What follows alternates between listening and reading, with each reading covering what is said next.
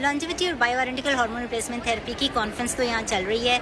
मैं आपको गाहे बगाहे बताती जाऊँगी, बाद में उसकी उर्दू ट्रांसलेशन भी बताऊँगी ताकि डॉक्टर्स को भी ट्रेन करूँगी पाकिस्तान में, ताकि सबका फ़ायदा हो जाए। लेकिन मैंने एक वीडियो देखी जिस पे कमेंट करना तो मेरा बनता है, मेरे से रहा नहीं गया कि उसके ऊपर मैं बात ना करूँ।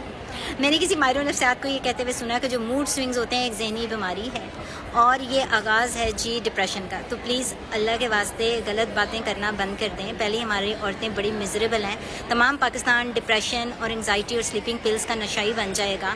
मूड स्विंग्स जो होते हैं वो हार्मोन के इम्बैलेंस की वजह से होते हैं। पेरीमेनोपॉज में 38 ईयर्स के बाद अगर आप पेरीमेनोपॉज में चले गए, इरिटेबिलिटी, मूड स्विंग्स, कभी खुशी कभी गम, बार बार मूड बदलता है, कभी किसी से झगड़ते हैं, किसी से लड़ते हैं, बच्चों को फैंटी लगाते हैं, ये हो रहा होता है जी एस्ट्राडायोल की कमी की वजह से। इसकी अंडरलाइंग रीज़न जो होती है हार्मोनल इम्बैलेंस होता है, आदमियों में भी होता है। लो टेस्टोस्टेरोन की वजह से वो औरतों की तरह उनके मूड स्विंग्स आना शुरू हो जाते हैं, लेकिन वो बड़ी कम परसेंटेज होती है।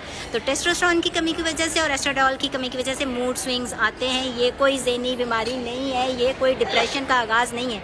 लेकिन अगर आप अपने पेरीमेनोपॉज और मेनोपॉज को bio identical hormone replacement therapy उसकी जड़ से उसको उखाड़ेंगे नहीं, जिसकी वजह से वो मसले हो रहे हैं, तो बढ़ते जो है ना आप डिप्रेशन की तरफ जा सकते हैं।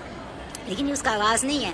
तो आधे से ज़्यादा लोगों को अगर इस तरह के मसले आ रहे हैं, औरतों को या मर्दों को, उनके हार्मोन्स को आपने करेक्ट करना है, उनको कोई डिप्रेशन की मरीज़ा नहीं बनाना आपने। तो अगर कोई भी मेडिकल स्कूल गया है ना तो उसको ये बेसिक बात पता होगी। उसके लिए आपको साइकाइट्रिस्ट होने की ज़रूरत नहीं है कि बाइपोलर डिसऑर्डर होता है जिसमें कभी बहुत ज़्यादा आप खुश होते हैं और कभी बहुत ज़्यादा आप दुखी हो जाते हैं। वो एक साइकाइट्रिक डिसऑर्डर, ज़हनी बीमारी होती है। इस तरह जो डिप्रेशन होता है वो डिप्रेसिव डिसऑर्डर, उसमें आपके मूड बहुत ज़्यादा खुशी और बहुत ज़्यादा गम वाले नहीं होते।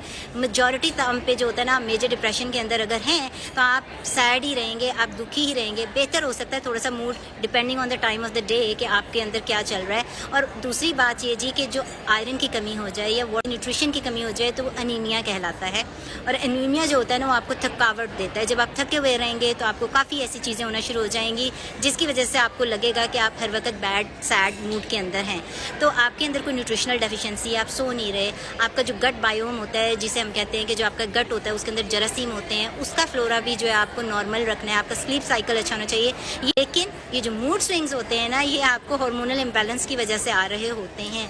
तो प्लीज़ अगर आप सोशल मीडिया पे हैं तो आप बिल्कुल सही नॉलेज अपने पाकिस्तानी लोगों को दें, ये उनका हक बनता है। प्लीज़ अपनी रिसर्च कर लें। मूड स्विंग्स के लिए bio identical hormone replacement therapy देना शुरू कर दें। वो ज़हनी बीमारी नहीं है।